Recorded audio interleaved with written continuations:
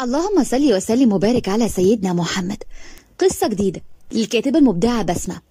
بتبدأ حكايتنا قدام باب شقة في عمارة في حي شعبي. كان واقف صاحب العمارة وبيزعق وبيقول: ماليش فيه، أنا الفلوس تجيلي النهاردة يعني تجيلي النهاردة، ما هو أنا مش فاتحها كده يا عن أمك. بطلتنا كانت واقفة وهي بتعيط وبتحاول تستعطفه: أرجوك يا معلم خميس، هروح فين بس؟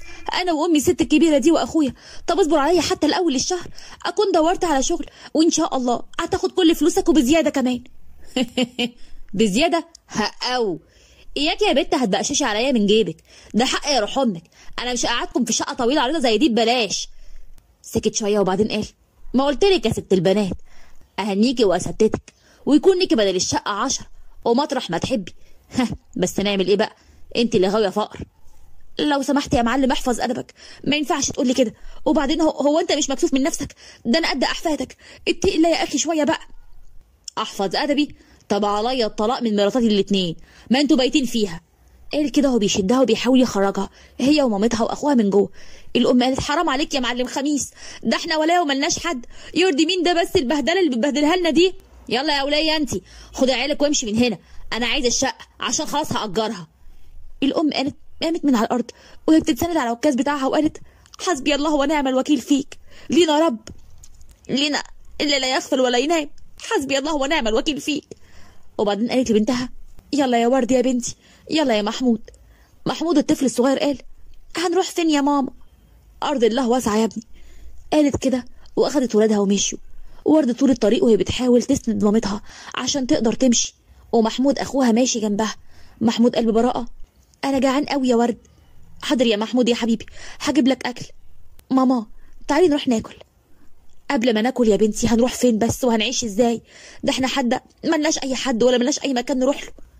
الام قالت كده وهي بتقعد على الرصيف وبتربع على رجليها. ورد ومحمود راحوا قعدوا جنبها. هتصرف يا ماما ما تقلقيش، هشوف اي حاجه وان شاء الله هلاقي، حتى لو حاجه مؤقته دلوقتي. طب وهنجيب فلوسها منين بس يا بنتي؟ يا ماما ربنا هيرزقنا صدقيني، احنا بس كل اللي علينا نقول يا رب. يا رب يا بنتي يا رب. يلا بقى انا هقوم اروح اجيب سندوتشات وارجع من المحل اللي هناك ده. تحب تيجي معايا يا محمود؟ لا عشان ما زعكش عصافير بطني اللي بتصوصو. ايه؟ اصل انا جعان ولو مشيت هجوع اكتر، فانا خليني قاعد كده عشان تسكت البطن اللي بتصوصو دي لحد ما تجيبي لي انتي الاكل.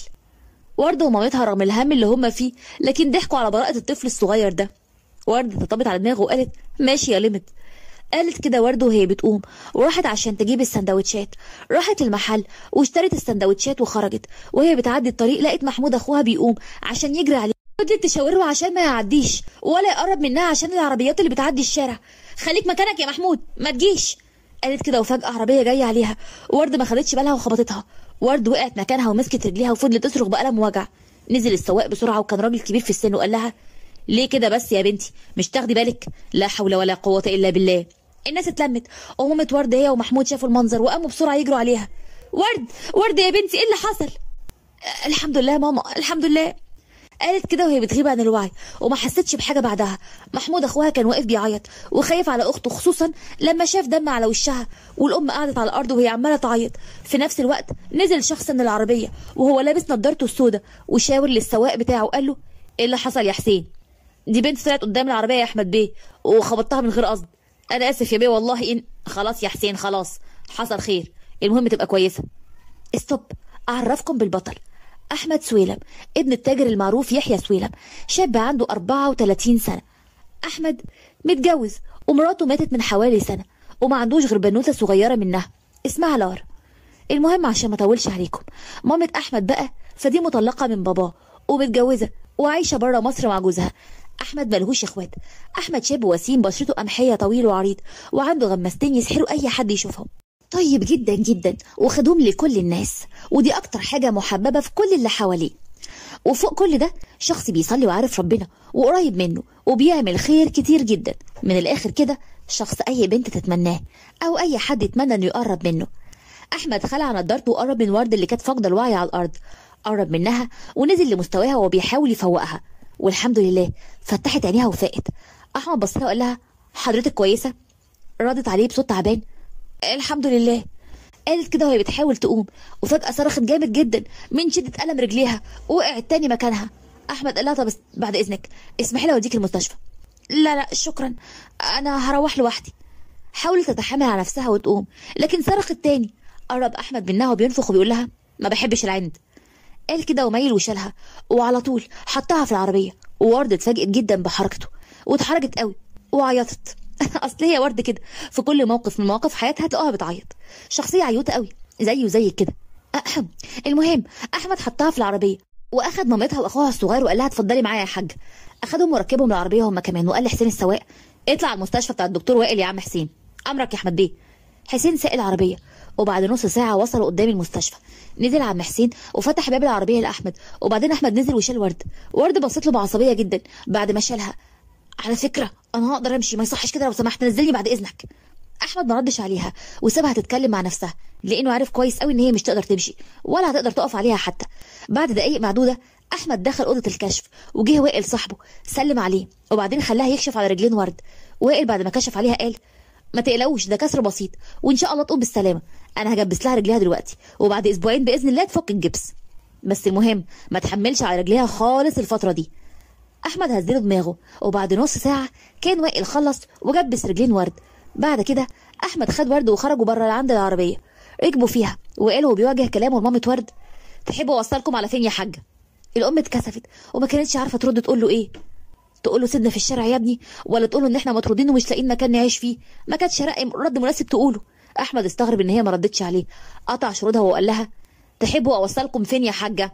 انتبهت لصوته وقالت ممكن حضرتك يا ابني تنزلنا هنا واحنا هنتصرف. احمد رفع حاجبه كده واستغرب من كلامها، لكن ما علقش عليه وقال للسواق اقف هنا يا عم حسين. نزلت ورد هي واخوها ومامتها من العربيه، ونزل احمد وقف قدامهم وحط ايده في جيبه وطلع فلوس كتير وقال لورد خليهم معاكي يمكن تحتاجي تجيبي حاجه. ورد اتنهدت ونفخت، وبعدين قالت شكرا يا بيه مش محتاجين. استغرب قوي وقال لها يا بنتي خليه معاكي لحسن تحتاجي تجيبي حاجه ولا حاجه. شكرا لحضرتك. بص لها احمد وبعد شويه ركب عربيته ومشي. ورده ومامتها واخوها ما كانوش عارفين يروحوا فين فعلا، فسندت ورده ومامتها وقعدوا الاتنين على الرصيف. قعدت جنبها اخوها الصغير. احمد قال للسواق اقف على جنب كده يا عم حسين. وقف حسين، وبعدين احمد فضل يبص عليهم من المرايه، لقاهم قعدوا على الرصيف.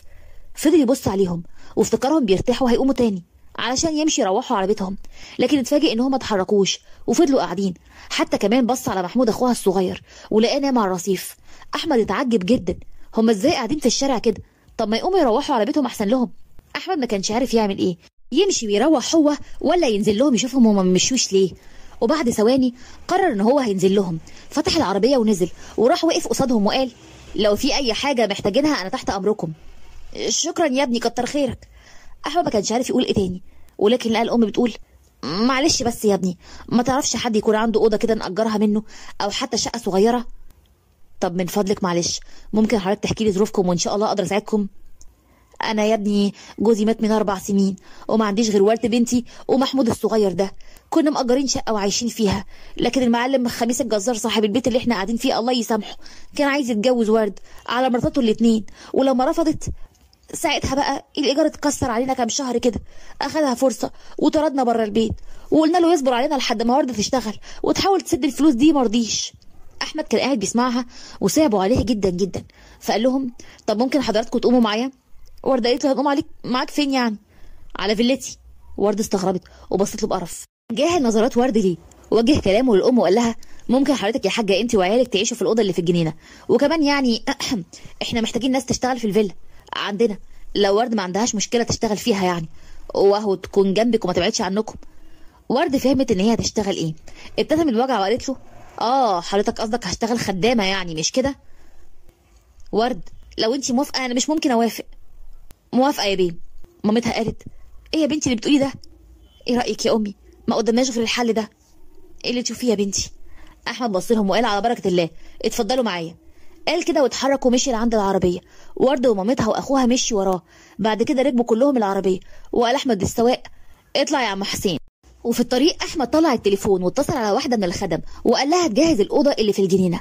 وبعد نص ساعه وصل قدام الفيلا. نزلت ورد هي ومامتها واخوها الصغير. ورد بصراحه كانت مبهوره بجمال الفيلا قوي. مشي ودخلوا لجوه، واحمد قال لها اتفضلوا جوه الاوضه وان شاء الله الخدم هيهتموا بيكم لحد ما تقوم بالسلامه يا ورد. ورد بصت له وقالت انا ممكن يا احمد بيه انزل الشغل من بكره؟ لا يا ورد، الدكتور قال لازمك راحه، بعد اسبوعين ان شاء الله هتفك الجبس وبعدها تنزلي الشغل. يلا انا همشي انا. اتفضل. قالت كده واحمد مشي ودخل الفيلا جوه، وورد ومامتها واخوها دخلوا لجوه في الاوضه. بصوا لقوها عليها جميله جدا جدا. الام قالت كتر خيره والله، واحد غيره يا بنتي ما كانش عمل معانا كده. هو اكيد عمل معانا كده عشان حاسس بالذنب يا ماما مش اكتر. الحمد لله يا بنتي، والمهم انك كويسه وبخير، وربنا يهون عليكي الاسبوعين دول ويعديهم على خير وسلام ان شاء الله يا ماما. وعند احمد دخل جوه ونده لواحده من الخدم وقال لها بقول لك ايه، عايزك تهتمي بالناس اللي موجودين في الاوضه اللي في الجنينه وتودي لهم اكل كل يوم وتشوفي طلباتهم ايه. امرك يا احمد بيه. ودي لهم العشاء بقى وارجعي جهزي العشاء ليا انا وبابا. امال هو فين؟ هو ولارا هانم في اوضه الالعاب. تمام، روحي انت شوفي هتعملي ايه. مشت الخدامه من قدامه واحمد اتحرك لعند اوضه الالعاب وفتح الباب، لقى لارا بنته قاعده هي وباباه وقاعدين بيلعبوا. بابا انت جيت يا حبيبي؟ الله الله، بتلعبوا من غيري؟ قامت لارا وجرت عليه وقالت بابي، حبيبه بابي وقلبه. قال كده وهو بيشيلها وبيبوسها في خدها، وبعدين قرب من باباه وباسه على ايده وقال له ها عامل ايه يا حبيبي؟ الحمد لله يا ابني. اتاخرت كده ليه؟ هقول لك كل حاجه بس بعد العشاء ان شاء الله. بابي هو انت مش تلعب معانا زي جده؟ حاضر يا حبيبتي، تعالي نلعب دلوقتي. قعد احمد وباباه يلعبوا مع لارا شويه، كانوا بيحاولوا بقدر الامكان يعوضوها عن فقدان مامتها وما تحسش انها وحيده، فكانوا بيهتموا بيها وبيحاولوا يبسطوها على قد ما يقدروا. وعند ورده ومامتها كانوا قاعدين وبصوا لقوا الباب بيخبط. قامت مامة ورده وفتحت الباب، لقيت واحده واقفه قصادهم وقالت احمد بيه بعت ليكم العشاء ده، اتفضلوا. اتفضلي يا بنتي ادخلي، طيب ما تقفيش على الباب كده، تعالي يا حبيبتي. دخلت الخدامه وكان اسمها سحر. اهلا بيكم، نورتوا، انا اسمي سحر شغاله هنا في الفيلا. اهلا يا بنتي، وانا خالتك نعمه، ودي بنتي ورد، والنايم ده ابني محمود. اهلا بيكي يا خالتي، انت هتعيشوا هنا ان شاء الله؟ وهنا حكت لها نعمه مامة ورده على كل حاجه حصلت. وبعد ما خلصت سحر قالت بصراحه هو احمد بيه ده راجل محترم وبيحب يساعد كل الناس، وانتوا باين عليكم كده ناس طيبه. الله يكرم اصلك يا بنتي. وانتي بقى يا ورده عندك كام سنه؟ انا 22 سنه. وانتي؟ ده انا اكبر منك بقى ب3 سنين على كده، انا 25 سنه يا ستي. وابتدوا يتكملوا مع بعض. طب استاذن انا بقى وهبقى اجيلكم تاني. قالت كده وخرجت، وورده ومامتها قعدوا يتعشوا بعد ما صحي محمود وكل معاهم. وبعد ما خلصوا راحوا على السرير وكلهم راحوا في نوم عميق. عند احمد دخلت عليهم الخدامه وقالت لهم العشاء جاهز يا بيه. قاموا كلهم وراحوا على السفره عشان ياكلوا، وبعد ربع ساعه كانوا اكلوا ولارا نامت. احمد نده على واحده من الخدم وقال لها خدي لارا ونيميها في سريرها. الخدامه اخدتها، وبعدين احمد وباباه راحوا قعدوا في الصالون، قعدوا يتكلموا شويه في الشغل. وبعدين بابا قال له مش هتقولي بقى اتاخرت النهارده ليه؟ هقول لك يا حاج، وانا راجع حسين خبط واحده بالعربيه من غير قصد. يا الله، طب وحصل لها ايه؟ الحمد لله جت بسيطه، هي بس رجليها اتكسرت واتجبست، وبالصدفه يعني عرفت ظروفهم وانهم ناس يعني كده زي ما تقول على قدهم، وصاحب البيت طردهم من الشقه اللي كانوا عايشين فيها، فما كانوش عارفين يدفعوا الايجار، وعرفت كده تقريبا ان ظروفهم صعبه ومعهمش فلوس، فجبتهم معايا وقعدتهم في الاوضه اللي في الجنينه، وقلت يعني ان البنت دي لما تفك الجبس تبقى تشتغل هنا في الفيلا، ونخلي مامتها عايشه هي وابنها الصغير في الاوضه جنبها. اتنهد الهب وقال ماشي يا احمد، المهم انهم يكونوا ناس محترمين وما يكونوش كده ولا كده، احنا مش عايزين مشاكل. وهنا افتكر احمد موقفه مع ورد لما حاول يديها فلوس تخليها معاها، لكن هي رفضت، ان هي عندها عزة نفس مش طبيعيه، رغم انها في اشد احتياجها للفلوس دي، ولكن هي عندها عزة نفس ورفضت تاخدهم. احمد فاق على صوت باباه وهو بيقول له يا ابني انت رحت فين؟ انا بكلمك. معلش يا بابا افتكرت حاجه كده، وحكى له على الموقف اللي حصل. طب كويس، باين كده ان الموقف ده انهم كويسين وعندهم عزة نفس. خلاص يا ابني خليهم يعيشوا هنا، وهم دول 2 ستات ومش حمل بهدله. انا هقوم بقى ارتاح شويه. ماشي يا حاج، وانا كمان هطلع ارتاح. بعد كده طلعوا هما الاتنين علشان يناموا. تاني يوم صحي احمد الصبح ودخل اخد حمام وصلى، وبعدين نزل فطر هو وباباه، وبعد شويه خرج وراح على شغله. وقبل ما يطلع بره قال لسحر الخدامه سحر خدي بالك منهم واهتمي بيهم وباكلهم كويس جدا. تمام يا احمد بيه ما تقلقش. قال كده واحمد خرج، وسحر جهزت الفطار وطلعت بيها عند اوضه الجنينه، وقفت قدام الاوضه وخبطت على الباب. في الوقت ده وردة كانت قاعدة بتصلي لأنها ما قدرتش تصلي وهي واقفة. خلصت الصلاة وفضلت تستند على الحيطة وراحت فتحت الباب. صباح الخير يا ورد. صباح الخير يا سحر، تعالي. لا يا حبيبتي معلش، أنا ورايا شغل في جوه يعني متلتل على دماغي، مش قادرة. أنا بس جاية عشان أديكوا الفطار، وأنا وعدتك إن هخلص كل اللي ورايا وأجيلك بالليل عشان نسهر ونحكي مع بعض لحد الصبح ما يطلع. ماشي. أخدت ورد منها الصينية ومشيت سحر. ورد دخلت جوه صحت مامتها وأخوها وقاموا عشان ياكلوا كلهم. وبالليل رجع أحمد من شغله هلكان من التعب وما استناش حتى إنه ياكل، وطلع على فوق غير هدومه وراح على السرير ونام. وتحت في المطبخ عند سحر كانت خلصت كل اللي وراها وراحت على اوضتها غيرت هدومها وبعدين خرجت وراحت لعند ورد. وقفت سحر قدام الباب وخبطت عليه، وبعد ثواني فتح محمود الباب. ولما فتح جه لسحر صوت ورد من جوه بتقول لها تعالي يا سحر. دخلت جوه وسلمت على مامة ورد وقالت ازيك يا خالتي نعمة، عامله ايه؟ تعالي يا بنتي اقعدي. قعدت معاهم سحر وفضلوا يتكلموا كلهم مع بعض. اكتشفت ان ورد روحها خفيفه وهاديه جدا وجميله. ورد لقت ان سحر بنت عفويه وطيبه قوي، ومن هنا بدأت قصة صداقة سحر وورد. وتعدي الأيام عليهم وهم كل يوم بيقربوا من بعض أكتر وأكتر. سحر كانت كل يوم تخلص اللي وراها وتروح لهم بالليل ويفضلوا قاعدين مع بعض ويتكلموا. وبقت ورد وسحر يعتبروا ما بيخبوش عن بعض أي حاجة. ويعدي يوم ورا يوم ويوم لحد يوم، لحد ما جه يوم ورد خلاص فكت الجبس وبقت تقدر تمشي على رجليها وبدأت إنها تنزل الشغل جوه الفيلا. وفي يوم بالليل كانت ورد وسحر قاعدين هما الاتنين في الجنينة بيتكلموا. وكان الوقت ده أحمد واقف في البلكونة وباصص عليهم، وكان ملاحظ إنهم كل يوم يسهروا في المكان ده لدرجة إنه بقى كل يوم يقف يبص عليهم. وبقى يلاحظ إن ورد كمان كل ما تشوفه بترتبك وبتحاول إنها تمشي من قدامه على طول. وفي يوم ورد وسحر كانوا قاعدين في نفس المكان اللي دايما بيقعدوا فيه. ورد بصت لسحر وقالت لها يعني برضه مش عايزة تقولي لي مين الواد الحليوة صاحب الصورة اللي دايما بشوفها معاكي دي؟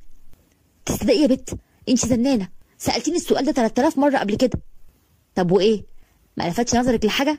ايه هي؟ انك رغاية. الله بقى، ما انا عايزة اعرف. اوف عليكي، هحكي لك وامري لله. قولي يا معلم، قولي واشجيني. خلاص يا اختي، انت هتغني لي؟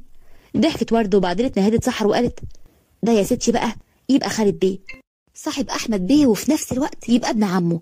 كان عايش هنا معاهم لكن جات له سفرية شغل مهمة جدا وسافر بعدها. سافر من 4 سنين. 4 سنين ما حاولش ينزل فيهم مصر.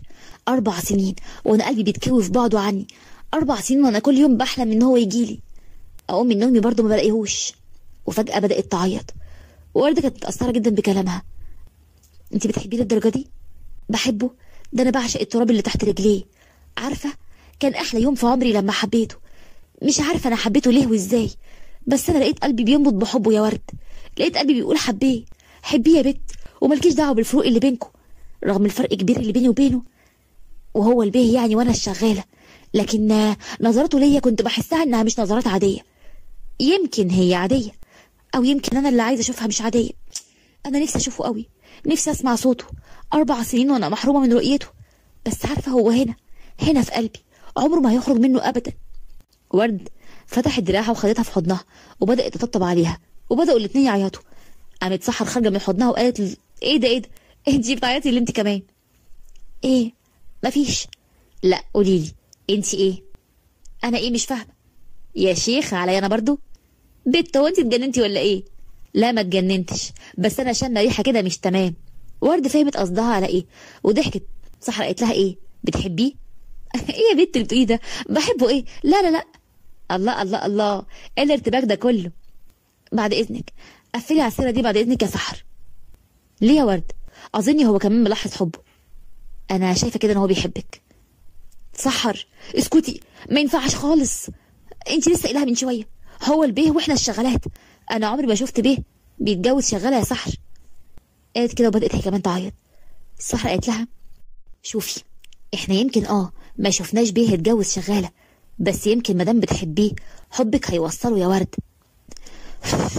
بلاش نضحك على نفسنا اكتر من كده يا سحر. انا وانتي عارفين ان ده مش هيحصل. انا هدخل انام، تصبحي على خير. في نفس الوقت ده كان واقف احمد وسمع كل كلمه سحر قالتها. وقف مذهول من الكلام اللي سمعه. معقوله سحر الشغاله في قلبها كل الحب ده كله لخالد وهو ما يعرفش؟ وقتها احمد قرر ان هو يحكي لخالد كل اللي سمعه. وشويه وورد دخلت اوضتها وسحر دخلت الفيلا جوه هي كمان. بعد شويه طلع احمد اوضته فوق، دخل ورمى نفسه على السرير. ولسه بيغمض عينه عشان ينام جه على باله كلام ورد مع سحر، وافتكر كل اللي قالوه وقتها. قال يا ترى ورد بتحبني ولا بتحب مين؟ ويا ترى سحر كانت تقصد مين بكلامها مع ورد؟ سكت شويه مع نفسه وبعدين غمض عينه وراح في النوم وهو شايف صورتها قدامه. تاني يوم في الجنينه كان محمود واقف بيلعب ويبص لقى بنوته زي القمر واقفه قدامه. هو انت اسمك ايه؟ انا لارا. وانت؟ انا محمود. طب تيجي نلعب انا وانتي؟ ماشي. وفضلوا الاتنين يلعبوا مع بعض، وبعد ساعتين خرجت ورد من جوه وكانت وقتها بتودي الغدا لمامتها. وفي نفس الوقت ده احمد كمان كان داخل من باب الفيلا بعربيته. ورده قربت منهم وقالت يلا يا محمود يلا تعالى عشان دخلت الغدا جوه عند ماما. حاضر قال كده، وبعدين قال للارا ما تيجي معايا ناكل سوا. لارا وافقت وراحت معاه. قالت كده لارا وسابت اللعب وقامت تدخل معاه، ولسه هتتحرك لقيت باباها في وشها. جريت عليه بفرح وقالت بابي يا حبيبي. قرب احمد منها وحضنها، وبعدين بص ورد وقال لها مامتك عامله ايه يا ورد؟ الحمد لله يا احمد بيه.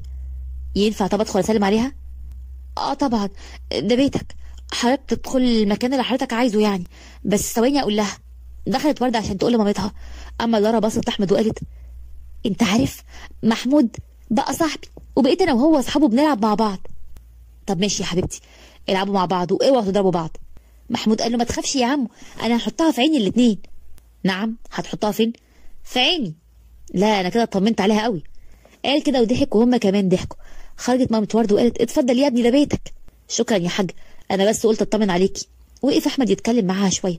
ورده كانت مركزه معاه جدا لدرجه ان احمد لاحظ اكتر من مره وكذا مره عينيهم تيجي في عين بعض، وكانت كل ما تبص له تلاقيه هو كمان بيبص لها، تتلفت بسرعه ووشها يحمر وترجع تبص تاني. هو كان مستغرب من كده ولكن ما اهتمش قوي. شويه واحمد خلص كلامه مع الحاجه نعمه وقال يلا يا رارا يلا حبيبتي عشان ماشي يا حبيبي اللهم طولك يا روح. قال كده واتحرك ودخل لجوه. طلع غير هدومه واخد حمام ونزل. كانت ورد وسحر وباقي الخدم جهزوا الغدا على السفره، ونزل احمد وباباه قعدوا يتغدوا. بعد الغدا قاموا هما الاتنين ودخلوا اوضه المكتب عشان يريحوا شويه ويراجعوا شويه اوراق. وفي الوقت ده دخلت سحر علشان تجيب ورق من المكتب وتوصله لاوضه النوم. احمد قال لها بقول لك ايه يا سحر، يا ريت فنجانين قهوه ويكونوا مظبوطين، وبقول لك ايه كمان ابقي خلي استني اسمها ايه قصدك ورد، خلي ورد هي اللي تدخلهم. ماشي يا باشا. وراحت على المطبخ قالت لورد قال يعني عامل نفسه مش فاكر اسمك. هو مين ده يا بت؟ البيه احمد بيه. لا طبعا ده لسه ناديلي النهارده الصبح، ازاي يعني ينسى اسمي؟ اي حركات عشان يغلوش. يغلوش على ايه؟ على حبه ليكي. يو يا سحر قلت لك كذا مره ما تتكلميش في الموضوع ده. طب يا اختي روحي من ايديك الحلوين دول اعملي له قهوه. هو قال لك كده؟ ايوه يا اختي هو قال لي كده. ومفيش ربع ساعه وكانت القهوه في المكتب. وقتها كان مشغول جدا جدا مع باباه، وكانوا بيراجعوا شويه اوراق مهمه قوي ومتوقفه على امضه احمد، فما كانش مركز مع دخولها خالص ولا حتى التفت لها ولا شكرها على القهوه اللي حطتها. فضلت واقفه شويه يمكن يهتم لكن مفيش فايده. الراجل الكبير قال لها خلاص يا حبيبتي اتفضلي انتي. ورغم ان هي كانت واقفه عشان يديها اي نظره لكن مفيش فايده، كان منهمك في الورق اللي قدامه. دخلت المطبخ بخيبه امل قلبه وشها. مالك فيكي ايه؟ ابدا. لا بجد قولي لي ايه اللي حصل؟ اصله ما اهتمش بيا خالص. انا عارفه انا هنا مجرد شغاله وبس، انا لازم افوق لنفسي. ومن فضلك بقى يا سحر ما تجيبليش سيرته خالص بعد اذنك. سحر طبطبت عليها كده بخيبه امل لانها عارفه ان هما بيبصوا فعلا لفوق. وبالليل في اوضه احمد كان واقف وهو عريان الصدر لابس بنطلون بس لانه كان بيدور على قميص معين في الدولاب بتاعه وما كانش لاقيه. قلب الدنيا عليه لكنه اختفى. فتح باب الاوضه ونده على ورد. شويه ورد طلعت مخضوضه من صوته اللي كان عالي وخبطت على الباب. دخلت وهي حاطه عينيها على الارض. ورد انا مش لاقي القميص الكروهات خالص، انت وديتيه فين وانت بتكوي القمصان؟ حاضر هدور لحضرتك عليه. طب اتفضلي بسرعه عشان عندي ميعاد. ورد استغربت قوي ان هو بيكلمها كده. في الحقيقه هو كان متنشن لان هو كان عنده ميعاد مهم جدا، ميعاد شغل وقرار مصيري هيمضيه. في الوقت ده ورد كانت زعلانه وقلبها مكسور نصين. هو بيكلمها بطريقه وحشه قوي، طريقه خدامه فعلا. كل ما تيجي تسرح بخيالها ترجع تاني ترمي على سابع ارض. كانت مرتبكه جدا وهي عماله بتدور على القميص وهو واقف عمال بينفخ سيجارته في الشباك وكل تركيزه في مكالمه الشغل اللي جايله كمان شويه. لقيت القميص واديته له. اتفضل يا احمد بيه القميص بتاع حضرتك اهو. قرب منها وبص في عينيها. وهي كانت مش قادره تنزل عينيها من عينيه. قلبها كان بيدق بسرعه جدا، وفضلت بصله وهو باصص لها، وبصعوبه جدا فقت لنفسها ومشيت من قدامه. احمد ضحك على تصرفاتها، وبعدين لبس القميص بسرعه واخد مفاتيحه ونزل ركب العربيه ومشي. وتحت عند ورد كانت واقفه في الجنينه حاطه ايديها على قلبها وبتتنهد بسرعه وبتقول: لا، ما هو مش معقول كده. انا ايه اللي بيحصل لي لما بشوفه؟ مالي كده؟ ما بكونش على بعضي ليه؟ انا مش عاوزه اعلق نفسي في حبال دايبه. بلاش يا ورد، بلاش، لحسن تقعي على الدور رقبتك وما يتقبلكيش قومه يا اختي. وبعدها غمضت عينيها جامد وكانها بتحاول تخرجه من قلبها، واتنهدت بضيق، وبعدين دخلت جوه. وبعد مرور اسبوعين ما حصلش فيهم اي احداث جديده. كان احمد قاعد في اوضته وكان بيتكلم في التليفون مع خالد ابن عمه. يا خالد، زي ما بقولك كده، هو ده اللي انا سمعته. تعرف، انا كنت حاسس من زمان يا احمد، ولكن كنت بكدب نفسي اقول لا، وهو حصل. هتعمل ايه بقى دلوقتي؟ خالد سكت شويه وقال له: هعمل ايه يعني؟ مش هعمل حاجه. طب ماشي يا صاحبي، انا هروح اشوف شغلي، يلا سلام. سلام يا اخويا. قفل خالد مع احمد وقال في نفسه: طب ما انا كمان بحبك يا سحر، وكان نفسي اتجوزك زمان، لكن ما قدرتش اقف قدام بابا الله يرحمه لما رفض جوازي منك. رافض ان اتجوز خدامه مع انك بنت صاحبه اللي وصاه عليكي قبل ما يموت.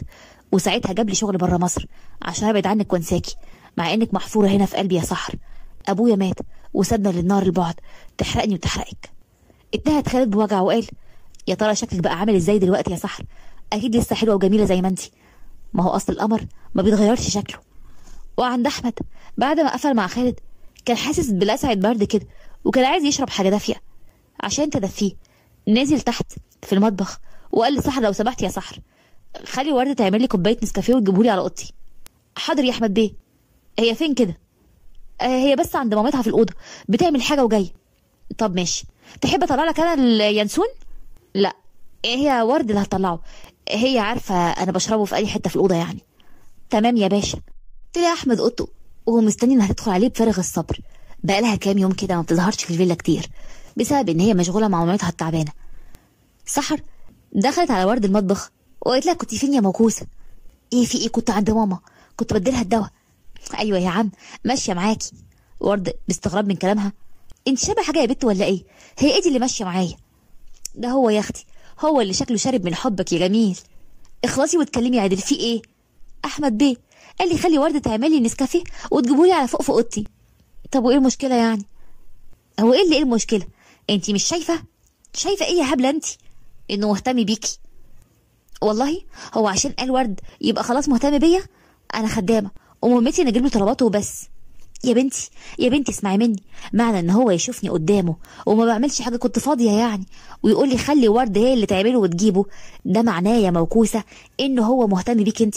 شكلك وحشتيه وعاوز يشوفك. يا سلام. ايوه، ما هو لو ما كانش مهتم كان قال لي انا او قال لاي حد تاني من الخدم، انما قلب البنت العريض ورد اتنهدت وقالت: شيل الاوهام دي من دماغك يا سحر بقى، احنا مش فاضيين اللعب ده ورانا شغل.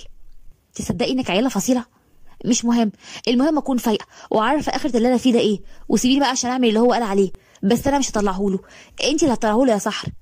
لا يا اختي، هو قال ورد ما قالش سحر. لو سمحتي عشان خاطري تطلعه له انت. انا اصلا بدات احس اني برتبك قوي لما بشوفه، ما بقتش بقدر. انا اصلا بقالي فتره كبيره جدا بتهرب، وكل ما بيطلب طلب بحاول ادبس اي حد فيه. مش قادره اشوفه، مش قادره ابص في عينه. انا عايزه اقاوم الاحساس اللي جوايا ده. ارجوكي تساعديني يا سحر. ماشي، حاضر يا ستي.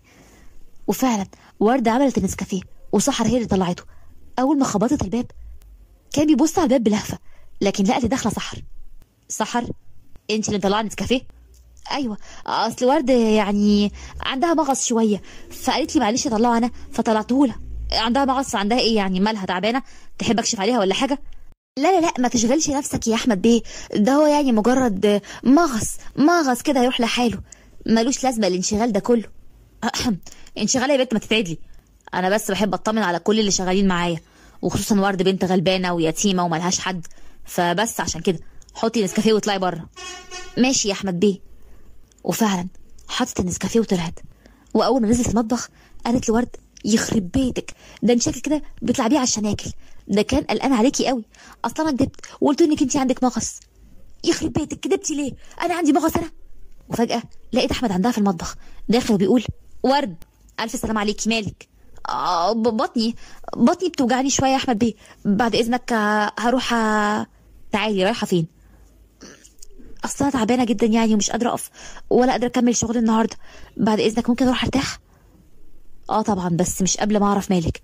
انتي كويسه؟ بصيت لك شويه كتير كده وما كانتش عارفه تنزل عينيها من عينه، بتحاول تهرب لكن كل ما بتشوفه قدامها ما بتقدرش، عينيها بتغزلها وبتفضل باصه لعيونه. سحر قالت طب انا بقول له اي احمد بيه اتفضل ارتاح انت في اوضتك واشرب النسكافيه بتاعك احسن يبرد، وهي ورده انا هعمل لها حاجه دافيه دلوقتي تهديها. طبعا، ماشي. وبالنسبه للمغص يا ورد ممكن تشربي حاجه دافيه وتروحي ترتاحي، مش لازم تشتغلي النهارده. متشكره. وبعد مرور يومين كان هو عامل زي المجنون فيهم، وكان بيروح الشغل لكن قلبه وفكره كان معاها، نفسه يطمن عليها بس مش لاقي حجه مناسبه. وهو راجع من الشغل خبط على الباب، فتح له محمود الصغير. اهلا، ازاي حضرتك؟ ازيك؟ ماما موجوده؟ لا، هي ماما في السوق، بس اللي موجوده ورده قاعده جوه، اتفضل. طب اديها خبر الاول. لا اتفضل. دخل على ورد لقاها ببونص الحمام وفوط الحمام على شعرها وبتنشف شعرها. اول ما شافته بشعرها المبلول بصت له وقالت احمد بيه، حضرتك ايه اللي جابك هنا؟ ابدا، انا كنت جايه اطمن على والدتك واديكوا الظرف ده. ده ايه الظرف ده؟ فلوس تاني يا احمد بيه، مش قلت لحضرتك ان احنا ما بنقبلش فلوس؟ اتفضل فلوسك لو سمحت. ايوه بس دي فلوسك انت يا ورد، ده قبضك. كل ده قبضي؟ انت تستحقي اكتر من كده. ضيقت عينيها كده بحيره من كلامه واهتمامه. متشكره جدا لحضرتك. اتفضل، اعمل لحضرتك شاي ولا نسكافيه؟ ورد انت جميله قوي وشعرك مبلول. وهنا محمود قال امال فين لارا؟ كنت عايزه العب معاها شويه. كويس ان محمود اتدخل في الوقت المناسب، لان ورد ما كانتش عارفه تتلايم على اعصابها، رجليها بتترعش وقلبها مش قادره تسيطر على دقاته اللي كانت هتطير من الفرحه ومن السعاده من الكلمه الجميله اللي قالها في عز تقله وعايز ينشغله بكلامه مع محمود. فضل يتكلم مع محمود، يتكلم معاه، ومره واحده وجه نظره لعيون ورد، وهي كمان كانت بتبص له في اللحظه دي. عيونهم اتقابلت وفجاه الكلام سكت، حتى محمود كمان كان ساكت وبيلاحظ النظرات اللي بينه وبين احمد بيه وبين ورد. وهنا جت الام وهي معاها اكياس وشنط يعني جايباها من السوق. اهلا باحمد بيه، اتفضل اعمل لك شاي. ايه يا ورد انت واقفه بالبورنوس كده ليه يا بنتي؟ ما يصحش كده، خشي البسي. انا اسفه يا ماما بس هو اللي جه. ايوه هي عندها حق، انا جيت في وقت مش مناسب، انا كنت جايه لحضرتك اصلا. طيب خلاص مش مشكله، انا هطلع بقى اشوف شويه شغل ورايا في المكتب فوق. اتفضل. احمد طلع على اوضته وهو كمان قلبه بيدق جامد جدا وعمال بيقول ايه الهبل والتخلف اللي انا عملته ده؟ قال شكلك حلوه وانت شعرك مبلول، لازم يعني ابقى رومانسي وابقى حبيب ومش قادر اسيطر على نظراتي؟ يا ترى هتوديني لفين يا قلبي تاني يوم بابا احمد كان واقف مع واحده من الخدمه بيقول لها اطلعي يا ام محمد نضفي الاوضه اللي جنب اوضه احمد فوق. امرك يا يحيى بيه. طلعت الخدامه ونضفت الاوضه وفرشتها كويس وبعدين نزلت، وبعد 4 ساعات كانت سحر رايحه على محمود ولارا اللي كانوا بيلعبوا في الجنينه عشان تاكلهم هما الاتنين، ولسه تتحرك وماشيه في الجنينه بصت من بعيد وشافت الامن بيفتحوا الباب وواحد داخل بالعربيه بتاعته من باب الفيلا الرئيسي. ما اهتمتش وكملت طريقها ونادت على لارا ومحمود واخدتهم على جوه واكلتهم. وبالليل كان الخدم واقفين في المطبخ وجالهم صوت من بره، وده كان صوت احمد. خرجت له سحر وقالت نعم يا احمد بيه. بعد اذنك يا سحر اعملي لنا العشاء وهاتيه على اوضتي فوق. حاضر. دخلت سحر وورد قالت لها في ايه؟ احمد بيه كان بيقول لي اعمل الاكل وطلعه على فوق. ماشي، بس تصدقي غريبه، هي ايه دي؟ اول مره ما يقولش خلي ورد هي اللي تعمل ده، قال لي اعملي الاكل وهاتيه على فوق. عادي يعني يا سحر، انت بتاخدي بالك من حاجات تافهه قوي على فكره. لا بس انا حاسه انه في حاجه. بصي هو انا اصلا بقالي يومين حاسه بحاجه كده بس مش عارفه ايه هي. طب سيبك من كل الكلام ده بقى يا سحر، ويلا اعملي الاكل وطلعيه له، وانا خلصت اللي ورايا هنا وهنخرج بقى. يلا انا هخرج استناكي بره. ماشي يا حبيبتي. خرجت ورده على بره، وبعد شويه سحر جهزت الاكل وحطته على الصينيه وشالته وطلعت بيه على فوق. وقفت قدام باب الاوضه وخبطت وجالها صوت احمد يقول لها ادخلي يا سحر. فتحت سحر الباب ودخلت وهي حاطه عينيها على الارض وحطت الصينيه على الترابيزه وقالت اي اوامر تانية يا احمد بيه؟ ما كملتش الكلمه، وقفت مذهوله من اللي هي شايفاه. معقوله هو واقف قصادها دلوقتي؟ واقف كده وعينيها لمحاه وشايفاه. قالت بارتباك وفرحه خالد بيه. قرب منها خالد ويبص في عيونها. 4 سنين عدوا عليا ولسه شايف اللمعه اللي في عينيها. هي كان بيقول الكلام ده بينه وبين نفسه. قرب منها وقلب حب. ازيك يا سحر؟ انا الحمد لله يا خالد بيه، نورت الفيلا. الفيلا منوره بيكي يا قمر.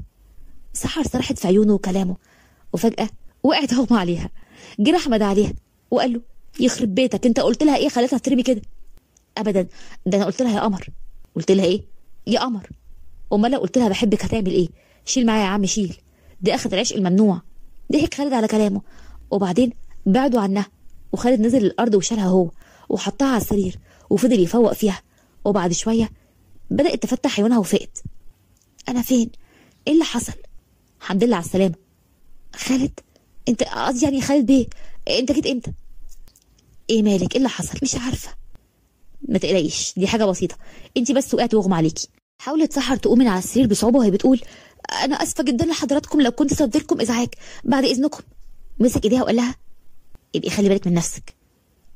قالت كده وخرجت بره وهي حاطه ايديها على قلبها وبتحاول تنظم نفسها اللي ما كانش عارفه تاخد نفسها اصلا. نزلت سحر لتحت وخالد فضل سرحان. بقول لك ايه يا عم الرومانسي، ركز معايا، قول لي بقى هتسافر فين تاني؟ نويت تستقر هنا ولا ايه؟ بصراحه نويت استقر هنا ان شاء الله، ونويت اتجوز كمان. لا والله. قول لي بقى هي مين؟ لا والله انت بتستهبل عليا يا احمد، ما انت عارف دي لسه خارجه. ايه ده، انت بجد هتتجوز خدامه؟ مش هقول لك ما تقولش عليها خدامه، وبعدين ما كلنا خدامين اكل عيشنا، والخدامه دي عندي احسن من 100 واحده على الاقل حافظه على نفسها واشتغلت شغلانه تاكل منها عيش بالحلال. يا خالد انا ما اقصدش كل ده، انا اقصد يعني من المركز الاجتماعي. خلاص يا احمد حصل خير، بس انت عارف اني بحب سحر من زمان، وعارف كمان ان بابا الله يرحمه هو اللي رفض ان اتجوزها من زمان وبعدني عن بعض. اتنهد احمد وقال له وهي كانت تعرف انك بتحبها؟ لا ما تعرفش طبعا، بس هي كانت ملاحظه نظراتي واهتمامي بيها، يمكن عشان كده كانت حاسه، عشان كده كنت رافض تتجوز غيرها يا خالد. ايوه يا احمد، انا مش هلاقي السعاده غير معاها هي وبس. وتحت عند ورد وسحر، ورده قعدت تقول لها يا خرابي اسكتي بقى فضحتي الدنيا. يا لهوي يا ورد، يا لهوي يا لهوي عليا، لو كنت تشوفيه بيقول لي يا قمر. ما خلاص يا اختي انت هتغنيها، يعني هو كان قالك بحبك وبموت فيكي؟ نفسي قوي بقى، نفسي اسمعها منه. ايه البت اللي مش على بعضها دي؟ يا بت انا عشقانه. لا وقلبتي عصيري كمان. عظيم هي فنانه كملي. قالت كده وهي بتسقف لها بايديها، وبعدين فضلوا يضحكوا هما الاتنين مع بعض. في الوقت ده احمد وخالد كانوا واقفين في البلكونه ويبصوا عليهم. احمد قال وزي ما انت شايف يا سيدي كل يوم على الحال ده يفضلوا قاعدين سهرانين في الجنينه، واخر الليل كل واحده تروح على اوضتها. طب وماله، خير ما يعملوا. بقول لك ايه، ما تيجي ننزل لهم؟ نعم ننزل لمين؟ دول شويه خدم وسهرانين مع بعض، ننزل احنا نعمل ايه؟ ننزل لهم يا ابني في ايه؟ وهننزل ليه ان شاء الله؟ خالد بقول لك ايه، انا مقدر حبك يا صاحبي اللي جواك بقاله سنين، بس انت كده. بقول لك ايه، انا هتجوزها يا احمد وهنزل دلوقتي حالا اقول لها اتحرك يلا. استنى بس يا مجنون، ما تخليكش متهور. خالد ما ردش عليه ونزل على الجنينه، قرب منهم وسمع ورد وسهر وهما بيتكلموا. سحر قالت يا ما نفسي اشوفه دلوقتي قدامي واقول له بحبك يا خالد، بحبك. خالد قرب منها ووقف ورا ظهرها وقال وانا كمان بحبك يا سحر. سحر وورد اتخضوا وسحر برقت ولفوا وشهم لقوا خالد واقف قدامهم ويبتسم لهم ابتسامه سحرت قلب سحر. قرب منها اكتر وقال بنبره كلها حب وعشق بحبك. سحر من كتر الصدمه كانت واقفه فاتحه بقها وبتنطقش. ورد لما لقت كده بعدت خطوتين لورا، وفجاه لقيت نفسها اتخبطت في جسم صلب. لفت بسرعه وتبص لقيته احمد. بص في عينيها احمد وقال بهدوء على مهلك يا ورد، كنتي هتقعي. بعدت ورد عنده شويه وقالت باحراج انا اسفه لحضرتك. ورجعوا بصوا الاتنين على خالد وسحر، لقوا سحر الضحكه مرسومه على وشها من كتر الفرحه، وخالد واقف قصادها وعمال بيثبت لها انه هو بيحبها جدا. تعرفي يا سحر انا بقالي كام سنه مستني اللحظه دي. سحر ما ردتش عليه وكان دموعها عماله تنزل على خدها بغزاره، وده دليل على كتر فرحتها بكلامه. بقالي 5 سنين يا سحر من قبل ما اسافر، حبك جوايا ولا عمره قل ولا نقص ابدا. قرب منها وبص في عينيها وقال بقول لك ايه، انا هجيب لك من الاخر تتجوزيني. موافقه، انا موافقه يا خالد بيه، قصدي يا خالد، اصل انا كمان بحبك فوق ما تتخيل، بحبك قوي قوي قوي. طب وايه لزوم العياط ده دلوقتي يا حبيبتي؟ انت قلت ايه يا حبيبتي؟ انا مش مصدقه اللي حصل ده كله، كاني كنت بحلم، ولا انا كنت بحلم بجد ولا ايه؟ اشوفك وانت بتبصلي وكمان تحس بيا، وفجاه كده وبدون مقدمات واقف قدامي وبتقولي ان احنا نتجوز. خالد انا بجد بحبك، وانا بجد بموت فيكي. وردة كانت واقفه وفجاه دموعها نزلت من عينيها، وبعدين لفت وشها وبصت لاحمد وهو كمان بص لها. قامت لفه وشها واتحركت من قدامه وجريت وهي بتمسح دموعها، ووصلت لعند شجره كبيره وقفت تكلم نفسها وقالت بس بقى انت بتعيطي على انت كمان؟ ما ينفعش اللي انا بحس بيه ده، كل ده وهم ما وهم، وانا اللي هعيش فيه مع نفسي. انا تعبت قوي. غمضت عينيها من شدة عياطها وكأنها بتحاول تمنع نزول دموعها. فجأة حست بإيد بتمسح دموعها، فتحت عينيها لقيتها سحر. أول ما شافتها وردة اترمت في حضنها وفضلت تعيط، وصوت شهقتها عمال بيعلى ويعلى أكتر. اهدي يا ورد، اهدي، في إيه مالك يا حبيبتي؟ بحبه يا سحر، بحبه. حاسة بيكي والله أنا حاسة بيكي قوي. وبعد فترة من الوقت مش كبيرة خرجت وردة من حضنها. هديتي؟ الحمد لله. طب يلا يا قلبي عشان ترتاحي، الوقت اتأخر دلوقتي واحنا ورانا شغل بكرة ولازم نصحى بدري. ماشي هما الاتنين، وكل واحدة راحت على اوضتها عشان تنام. تاني يوم في أوضة المكتب كان يحيى واقف وعمال بيزعق بأعلى صوته في خالد، وأحمد واقف مش عارف يتصرف ولا يعمل ايه. يحيى كان بيقول يعني ايه يا خالد عايز تتجوز خدامة؟ دي خدامة يا ابني، انت اتهطلت ولا اتهبلت؟ اخرتها خدامة يا خالد. يا عمي ممكن حضرتك تهدى شوية؟ ملوش أي لازمة كل اللي بتعمله ده. سواء حضرتك وافقت أو ما وافقتش أنا هتجوز سحر، يعني هتجوزها. مش دي البنت اللي باباك الله يرحمه رفضها وقال لك عليها لأ؟ جاي دلوقتي وعايز برضه تمشي كلامك؟ قرب خالد منه قلب هدوء عكس اللي جواه. يا عمي ممكن حضرتك تقعد ونتكلم مع بعض بهدوء شوية؟ قعد يحيى وبينفخ ومش عاجبه الوضع. قعد قصاده. خالد قال عمي حضرتك عارف من زمان ان انا بحبها، وزمان لما طلبت من بابا ان اتجوزها وهو رفض، وحاول على قد ما يقدر ان هو يبعدني عنها ونجح في ده. وانا من يوم ما سافرت من هنا وانا ما بطلتش احبها. كل يوم كان بيعدي في حياتي كان بيبقى جحيم اني بعيد عن الانسانه اللي حبيتها، وقررت اكمل معاها حياتي. ولما رجعت انا رجعت علشانها هي يا عمي. انا عايزها وبحبها، وارجوك من فضلك ما تقفش في طريق سعادتي ارجوك. خالد كان بيحاول يقنع عمه، وفي الفتره دي كانت داخله ورد بصينيه القهوه. وقتها يحيى فضل يزعق فيها جامد قوي وقال لها انت يا بهيمه مش تخبطي قبل ما تخشي؟ في خدم حمار كده بيدخل على اسياده قبل ما يخبط الباب. احمد قال امشي انت دلوقتي يا ورد. جريت ورد من اوضه المكتب وهي مش مصدقه اللي سمعته. معقول احمد كمان موافق على كلام والده ان احنا خدم وما ينفعش ان الاسياد يتجوزوا من الخدم؟ معقوله كل اللي انا شفته وحسيت بيه معاه ده كان وهم؟ كل الحب اللي جوايا ده يكون وهم؟ ما كانش بيهتم بيا، ما كانش بيبص لي، ما كانش بيغازلني في الرايحه وفي الجايه؟ يعني ايه؟ يعني انا ضحكت على نفسي؟ انا لازم اصلح غلطتي دلوقتي. ودخلت على نومتها وقالت ماما انا محتاجه النهارده ارتاح، انا حاسه ان انا سخنه. طب اقعدي يا حبيبتي ارتاحي اقعدي. مامتها دفتها وقالت لها حاجه سخنه وهي عماله سهرانه جنبها طول الليل، وورده حرارتها عماله بتزيد وترتفع اكتر واكتر. 5 ايام ورده ما كانتش تنزل فيهم الشغل في الفيلا، واحمد ما خدش باله اصلا ان هي مش موجوده في الفيلا بقالها 5 ايام. وده لانه كان مشغول جدا ومضغوط بالشغل مع والده، لان والده كان بيمر بفتره صعبه قوي، كان داخل في صفقه وكان عايز تتم باي طريقه وباي شكل من الاشكال، وده كان واخد تركيز احمد كله معاه. وفي اليوم السادس قامت خدت دش وقفت في البلكونه وهي تبص للجنينه وعماله بتقول يا ترى انت ما بتسالش عني ليه؟ يا ترى انت واخد بالك من غيابي ولا لا؟ وهنا الباب خبط وكانت سحر. ازيك يا سحر؟ ايه يا ورد انتي مش ناويه تنزلي الشغل بقى؟ قولي لي يا سحر هو مفيش حد اخد باله من غيابي خالص؟ مفيش حد سأل عليا؟ انتي قصدك احمد بيه؟ بصراحه يا ورد لا، هو ما سألش عليكي خالص، حتى الشاي والقهوه انا اللي كنت بدخلهم له، وما كانش بيسأل عليكي ولا بيقول لي فين ورد او ورد ما طلعتهمش هي ليه. مش عارفه يمكن في حاجه شاغله دماغه او مش مركز. خلاص يا سحر ما تحاوليش تتكلمي، انا فهمت. هو اكيد مش مركز معايا لان انا واحده من الختم، انا اللي اديت لنفسي حق اكتر من الحق اللي المفروض اخده. انا هركز في شغلي وبس، وهنسى موضوع حب البوشوات ده خالص. انا بقول كده برضو، انا شايفه انك تنسي الموضوع دلوقتي على الاقل الفتره دي لحد ما نشوف ايه اللي مكتوب. وبعد مرور اسبوع ورده كانت بتنزل الفيلا وكانت كل يوم بتشتغل بتعمل شغلها وبس.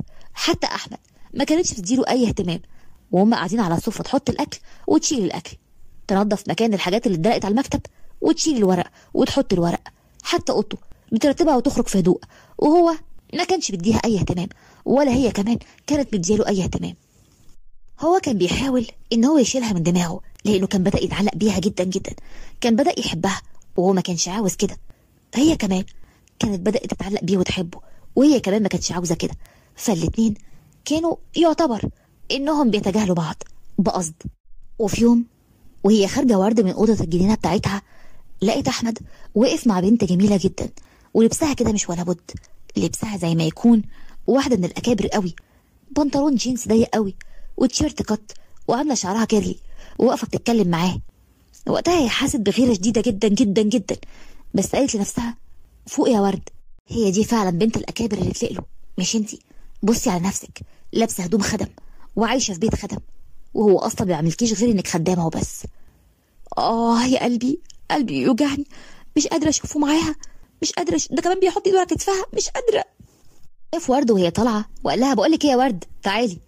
جت ورد أفندم يا سعادة البيه، بقولك إيه، هاتلنا 2 قهوة على المكتب عندي عشان عندي اجتماع مهم ومش عايز أي إزعاج.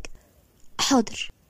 راحت على المطبخ بتعمل القهوة وهي بتغلي مش طايقة نفسها، بقى كمان هتعملها القهوة اللي تطفحها بإيديها الاتنين. وبعد ما خلصت أخذت القهوة وخبطت على الباب. أحمد أذن لها بالدخول، ولما دخلت لقيت أحمد منهمك إن هو بيكتب ورق، والبنت حط رجل على رجله بتنفخ سيجارة، فارتبكت واتنرفزت، وعشان الأحاسيس المختلطة اللي جواها دي وقع منها القهوة على البنطلون بتاع البنت. البنت قالت تصرخ فيها وقالت الله يخرب بيتك، عندي ميتنج مهم دلوقتي يا غبية، هعمل ايه هنا دلوقتي، هروحه ازاي؟ اتفضل يا مستر أحمد، شوفي البلاوي السوداء اللي انتم مشغلينها عندكم، مش تفتحي؟ خلاص اسكتي يا كارما هانم. ايه يا ورد اللي انت عملتيه ده؟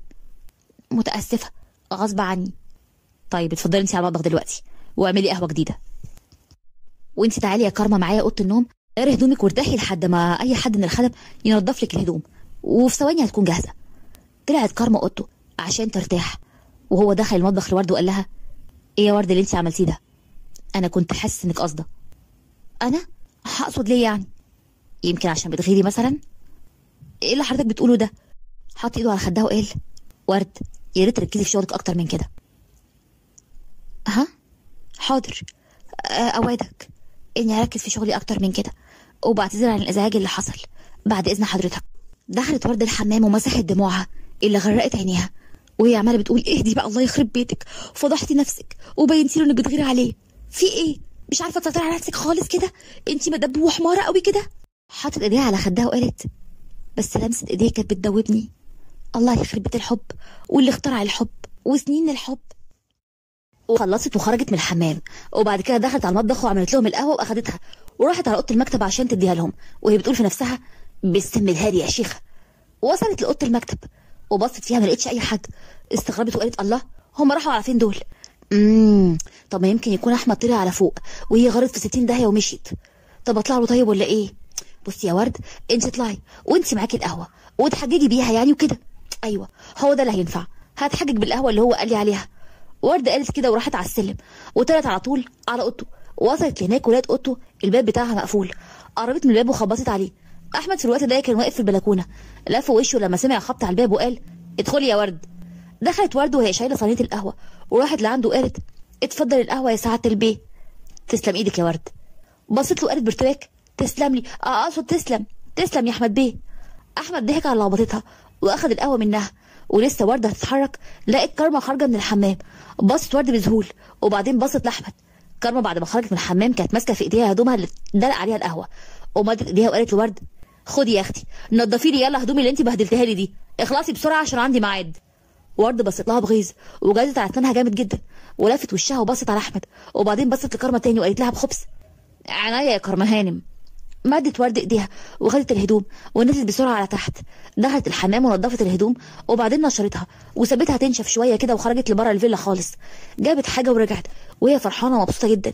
دخلت على طول على الحمام، مسكت هدوم كارما ولقيتها نشفت، طلعت كيس فيه حاجه بيضه كده ورشتها على الهدوم كلها وقالت بتضحك اصبري عليا انت بس يا مسلوعه هانم انت بقى، انت تهزقيني قدام الواد بتاعي؟ طيب. قالت كده وبعدين اخدت الهدوم وطبقتها وطلعت على اوضه احمد ودخلت ادت هدوم لكارما وقالت لها اتفضلي يا كارما هانم، هاتي وبعدين يبقى خدي بالك كويس، مفهوم يا بتاع انتي؟ ورده كانت حاسه بتأنيب الضمير لان هي حاطت لها بودره عفاريت في الهدوم بتاعتها، لكن دلوقتي لو طالت تجيب بودره العفريت دي وتحطها في بقها مش هتتردد. ردت ورده وقالت لها مفهوم يا هانم. قالت كده ونزلت. كارما دخلت الحمام ولبست الهدوم وبعدين نزلت لاحمد اللي كان موجود في اوضه المكتب. دخلت عليه وقالت له احمد انا هرق. ما كملتش كلامها ولقيت جسمها كله بياكلها، بقت واقفه مش على بعضها. احمد استغرب جدا من تصرفاتها وقال لها في ايه يا كارما؟ مالك مش على بعضك كده ليه؟ كارما بدات تهرش في جسمها وشكلها كان مضحك قوي، فضلت تهرش جامد. احمد كان واقف بيضحك على منظرها مش قادر يكتم ضحكته. دخلت ورده عليهم وكان معاها كوبايه ميه، احمد كان طالبها منها. دخلت ولقيت المنظر ده وفضلت تضحك جامد قوي، ما كانتش عارفه تكتم ضحكتها. احمد قرب منها وهو بيضحك. انتي حبيبتي ايه يا ورد؟ انا ما عملتش اي حاجه خالص. واضح. قولي لي انتي حطيت لها ايه؟ سكتت ورده وما اتكلمتش، ولكن كارما وهي بتهرش قالت انتي حطيتي لي ايه في هدومي يا زفت انتي؟ ما حطيتش حاجه يا ست هانم. لا حطيتي. امال انا مالي فيا ايه؟ احمد وورده ضحكوا هما الاثنين وكارما اتكسفت من اللي حصل لها، اخدت شنطتها بغضب وجريت على بره ومشت وهي عماله بتهرش جامد في نفسها. احمد وورد ما قدروش يوقفوا ضحك، وفجاه احمد بطل ضحك وبص على ورده وقال لها بحب ضحكتك حلوه قوي. ورده وشها احمر واتكسفت جدا وبصت في الارض من شده الخجل اللي هي فيه. احمد بص لها بحب وقال بينه وبين نفسه قدرتي تخليني احبك يا خادمه قلبي. وبعد مرور 10 ايام احمد وخالد كانوا واقفين في المكتب، وخالد كان بيحاول مع عمه يحيى وبيعافر معاه عشان يقنعه بجوازه من سحر. قرب منه خالد وقال بهدوء عكس اللي جواه يا عمي ممكن حضرتك تقعد ونتكلم مع بعض بهدوء شويه؟ قعد يحيى وهو بينفخ ومش عاجبه الوضع. قعد قصاده خالد وقال لي يا عمي حضرتك عارف من زمان اني بحبها، وعارف كمان ان بابا رفض. انا من يوم ما سافرت وانا ما بطلتش احبها، ارجوك بقى. خالد خلص كلامه وبص ليحيى لقى دموعه نازله من عينيه. يحيى ما قدرش يستحمل دموع ابن اخوه وهو عارف انه بيحبها جدا وعدت سنين عليه كتير وما قدرش ينساها، وهنا قرر ان هو مش هيكسر قلبه زي ما اخوه عمل. قرب منه واخده في حضنه وقال له خلاص يا ابني انا موافق، مش هحرمك منها طالما انت عايزها وبتحبها للدرجه دي، بس اعمل حسابك ان ده اختيارك انت، ولو حصل حاجه بعد كده ما تلومش حد الا نفسك. ما تقلقش يا عمي ان شاء الله مش هيحصل اي حاجه وحشه انا متاكد. ابتسم له يحيى واحمد جري على خالد واخده في حضنه وقال له الف مبروك يا صاحبي. الله يبارك فيك يا حبيبي. قرب خالد من ودانه وقال له عقبالك انت ورد. احمد فتح عينيه على الاخر كان بيبرق مذهول من كلام خالد. كمل كلامه وقال اوعاك تفتكرني مش واخد بالي يا شقي. ضحك احمد عليه وقال له خليك في حالك انت بس يا عريس ها. ضحك خالد على كسفته منه. يحيى فتح باب المكتب ونده على سحر. سحر يا سحر. سحر خرجت من المطبخ وهي متوتره ومرتبكه. نعم يا حاج يحيى. نعم حضرتك. تعالي يا سحر عايزك. دخلت سحر جوه الاوضه بتاعه المكتب وبصت لقيت خالد واحمد واقفين. بصت على خالد ولقيته بيغمز لها. سحر بصت في الارض وهي مكسوفه جدا وما قدرتش تخبي ابتسامتها. يحيى شاف اللي خالد عمله وقال له اتلمي يا واد انت مش قدامي، وبعدين انت مستعجل على ايه؟ خالد ضحك وهو احمد. يحيى وجه كلامه لسحر وقال لها خالد ابن اخويا طالب ايدك مني، ايه رايك؟ سحر ما كانتش مصدقه تسمعه، اتكسفت وبصت في الارض وهي بتبتسم وما عرفتش ترد. كمل كلامه يحيى وقال لها نقول يعني السكوت على الرضا. اللي حضرتك تشوفه يا بيه. بلاش بيه بقى دي، على بركه الله. تحب الفرح يكون امتى؟ خالد قال بسرعه نعمله من الخميس يا عمي. ايوه يا ابني بس ده قريب قوي. خالد غمز لاحمد في كتفه وقال له انت اخرس خالص. يحيى ضحك عليهم وبعدين قال خلاص يبقى يوم الخميس، مبروك يا عرسان. سحر وخالد في نفس واحد. الله يبارك فيك يا حاج. خرجت سحر من المكتب وهي طايره من الفرح. جريت بسرعه على المطبخ عشان تبلغ ورد. ورد انا وخالد هنتجوز. ايه ده بجد؟ الف مبروك يا حبيبتي، الف مليون مبروك. اخدتها في حضنها وهي فرحانه جدا لفرحتها. ايه ده؟ طب والحاج اقتنع بالسهوله دي؟ ايوه ده الحاج يحيى بنفسه هو اللي طردني ليه. انا مبسوطه قوي يا حبيبتي، الف مبروك والله. ويعدي يوم ورا يوم ورا يوم واوام يجي يوم الخميس وكانت سحر واقفه قدام ورد بالفستان الابيض. يا ورد ايه رايك؟ قمر يا قلبي زي القمر، يا بخته بيكي بجد. هقبلك يا حبيبتي مع اللي تتمنيه. ابتسمت لها ورد وفي نفس الوقت عيونها دمعت لانه عارفه ان مستحيل يحصل ده. وبعدين نزلوا تحت القاعه. خالد كان واقف مع احمد وباقي اصحابه وبص لقى سحر جاي عليه. اتحرك وقرب منها وبص وقال يا لهوي يا جدعان القمر ده كله ليا انا لوحدي. ضحكت سحر من كلامه. يا بختي بيكي، يا بختي انا بيكي يا خالد، ربنا ما يحرمني منك يا حبيبي. اخدها وراحوا قعدوا الاتنين على كرسي. وبعد ساعتين قام خالد ودع عمه واحمد وباقي اهله قبل ما يسافر. اما سحر قربت من ورد اللي كانت واقفه بتعيط على فراق صاحبتها الوحيده، قربت منها وقالت لها خلاص بقى يا ورد ما تصعبهاش عليا، هتوحشيني يا سحر قوي، وانت كمان يا قلب سحر هتوحشيني، خدي بالك من نفسك يا ورد. حاضر يا حبيبتي. بصت لها ورد باهتمام وكملت سحر وقالت لها ورد بين له حبك، ما تسيبيش قلبك يتعذب كل ده، يمكن يكون هو كمان بيحبك. اتنهدت ورد هحاول يا سحر هحاول. وبعد شويه خالد قرب من سحر وقال لها يلا بقى يا حبيبتي عشان ميعاد الطياره، واخدها وطلعوا على المطار، واحمد وورد راحوا عشان يوصلوهم. وبعد ساعه وصلوا المطار، وخالد وسحر سافروا على امريكا واتفقوا ان هم هيكملوا بقيه حياتهم هناك. وبعد كده خرج احمد هو وورد من المطار وركبوا العربيه واتحركوا.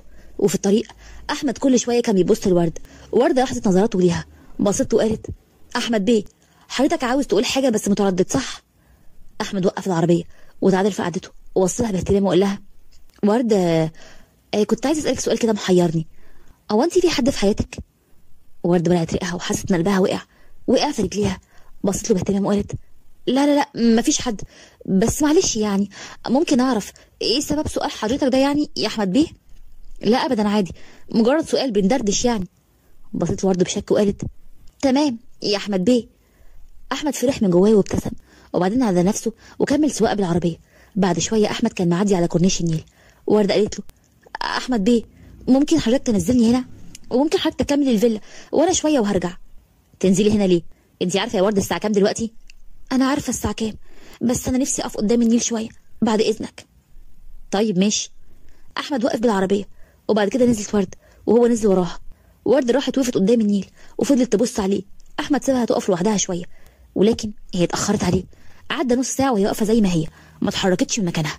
احمد قرب منها وقال لها ورد في ايه؟ ورد لفت وشها ليه واحمد بص عليها لقاها بتعيط. مالك؟ ايه اللي حصل خلاكي تعيطي كده؟ مسحت دموعها بكف ايديها. ابدا انا كنت مخنوقه شويه يعني كنت محتاجه اخرج اللي جوايا. طب خرج خلاص ولا ايه؟ الحمد لله. طب قولي لي ايه اللي كنت عايز تخرجيه من جواكي؟ الوجع، ربنا ما يكتبه على حد. طب ايه رايك تفضفضي لي يا ورد؟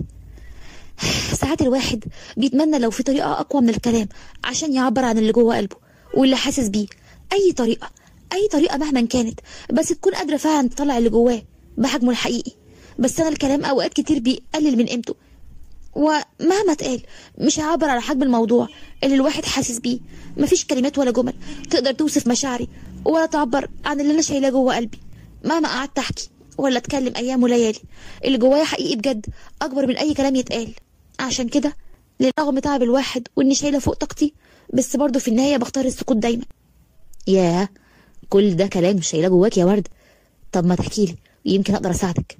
ابتسمت له وقالت له سيبك مني انا يا احمد بيه، انا مهما حصل لي بقول الحمد لله وبرضه. قالت كده واحمد بص لها جامد وحس بيها، حس انها موجوعه من جواها وساكته وبتلصم نفسها بالابتسامه اللي على وشها. حس ان في شرخ في قلبها بتحاول تداريه وبتحاول تغير مجرى الكلام. قالت له احمد بيه هو ينفع اسالك سؤال شخصي شويه؟ اسالي يا ورد كل الاسئله اللي انت عايزاها. لا ده هو سؤال واحد بس، هو ليه حضرتك ما اتجوزتش تاني بعد مراتك الله يرحمها؟ سكت احمد شويه وقال لها هقول لك يا ستي، انا ومراتي الله يرحمها جوازنا كان جواز عادي، اللي هو جواز عشان الشراكه وبس. شغل والدي ووالدها كانوا مع بعض عشان طبعا الدنيا تمشي معاهم. جوازنا ده كان مصلحه وبس. طب معلش ممكن اسالك سؤال كمان؟ اسالي. بصت في عينيه وبعد لحظات معدوده قالت له هو انت حبيتها؟ عايزه الصراحه يا ورد انا عمري ما حبيتها. قال كده وسكت. ورد كان نفسها تقول له كمل كلامك، عاوزه اتكلم معاك اكتر، عايزه اعرف عنك اكتر، احكي لي عن نفسك، عايزه اكتشفك. كمل هو وقال ربنا يرحمها. ايوه طبعا ربنا يرحمها ويعوضك خير يا احمد بيه. اكيد طبعا ربنا هيعوضك ولا ايه؟ سكت وما ردش. قالت له طب يلا بينا بقى عشان ما نتاخرش على ماما واخويا اكتر من كده. مشوا الاتنين وركبوا العربيه، واحمد فضل سايق لحد ما وصلوا للفيلا. احمد دخل على جوه وطلع اوضته ونام. ورد راحت هي كمان على اوضتها، لكن ما كانتش عارفه تنام، كانت عماله بتكلم نفسها. يا احمد، لو تعرف انا بحبك قد ايه وبتوجع قد ايه لما بشوفك مع حد تاني. نفسي يجي اليوم اللي اعترف لك فيه بحبي اللي شايلاه ومخبياه في قلبي عنك، بس اعترف لك ازاي وانت البيه وانا الخدامه؟ انا حبيتك يا احمد قوي، حبيتك ومش بايدي، لو بايدي اقضي على الحب ده كنت قضيت عليه من زمان، لكن مش قادرة. يا رب ريح قلبي، أنا مش حمل وجع. وتعدي الأيام وتفوت الأيام عليهم، وأحمد لقى نفسه كل يوم بيزيد تفكير وحب الورد، وبقى حرفيا مش قادر يسيطر على حبه ليها ولا تفكيره فيها. حتى باباه لاحظ نظراته ليها في الرايحة وفي الجاي، وتركيزه معاها طول ما هي قدامه، ولاحظ كمان إنه بيحاول يفتح كلام معاها بأي طريقة. وورد هي كمان كل يوم بيعدي عليها كانت بتحب أحمد أكتر وأكتر. حب أحمد كان بيتمكن من قلبها، لكن مش قادرة تعمل أي حاجة، ما باليد حيلة. بتحاول تكتم وتدوس على قلبها اللي فاض بيه من بعده عنها. وفي يوم يحيى كان قاعد مع أحمد في أوضة المكتب بعد ما خلصوا شغلهم. يحيى بص لأحمد وكان بيقول له: أحمد. نعم يا حاج. شوف يا ابني، أنا هقول لك كلمتين واسمعهم مني كويس. طبعا اتفضل. أنا عمري ما أقف طريق سعادتك أبدا. لو بتحبها اتجوزها. أحمد ارتبك وتوتر وبدأ يعرق. تقصد مين بس يا حاج؟ أقصد اللي أنت بتحبها. أنت هتعملهم عليا ولا إيه؟ أنا ملاحظ كل حاجة، وكل اللي في البيت أخدوا بالهم كمان. أفهم من كده إن حضرتك موافق يا بابا؟ بص يا ابني، أنت لو شايف إنها إنسانة كويسة وتأمن إنها تشيل اسمك وتصونك، فأنا موافق. توكل على الله.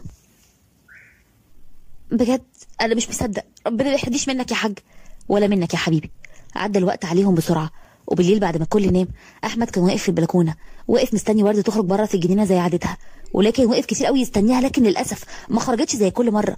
قلق عليها جدا ونزل بسرعة الجنينة يبص عليها، يمكن تكون خرجت قبل ما يطلع هو في البلكونة. بص يمين وشمال ما لقاهاش، وقف مكانه وهو زعلان قوي من جواه. طب يمكن تكون نامت، قال كده، وبعدين لسه هيتحرك عشان يطلع على اوضته، فجأة سمع صوت حد بيعيط. وردة كانت قاعدة ورا الشجرة الكبيرة اللي كانت موجودة في الجنينة. اتحرك لعندها وبيبص، لقى وردة قاعدة على الأرض وبتعيط وضم رجليها ودافنة وشها بين ايديها. قرب منها بخضة وقال: ورد. وردة رفعت وشها ليه اللي كله كان متغرق بالدموع، وقامت وقفت وبصت له. نعم يا أحمد بيه، حضرتك عاوز حاجة؟ قرب أحمد منها وبطرف ايده مسح دمعتها. قال اللي نزلت قدامه في عينيها اللي مليانة دموع، وقال لها: ليه لا رد كله؟ لا ابدا ما فيش حاجه، بعد اذنك. كانت لسه بتتحرك، لقيت احمد وقف في وشها وقال لها: مش تمشي من هنا غير لما تقولي لي في ايه. مخنوقه. مخنوقه يا ورد ولا بتعذبي حبك اللي بتداريه عني؟ بصيت له بصدمه. احمد بيه انا. بتعذبي قلبك ليه يا ورد؟ لان انا عارفه ان حبي ده محكوم عليه بالاعدام، ما كانش ينفع. ايوه ما كانش ينفع اني. ورد انا بحبك. ايه؟ انت قلت ايه؟ انا عارف انك بتحبيني ومن زمان، بس اللي انت ما تعرفيهوش ان انا كمان بحبك بقالي فتره يا ورد، ومش عارفه اداري حبي ليكي اكتر من كده. مش مصدقه ان جه اليوم اللي بتمناه. تتجوزيني؟ اتجوزك طبعا، بس انت عمرك ما هتندم. مستحيل. وبعد كام يوم بالظبط كانت هي بفستان الفرح وهو بدت الفرح. اتجوزوا اخيرا. ولحد هنا مستنياكم ان شاء الله في قصه جديده. اشوفكم على خير. مع السلامه.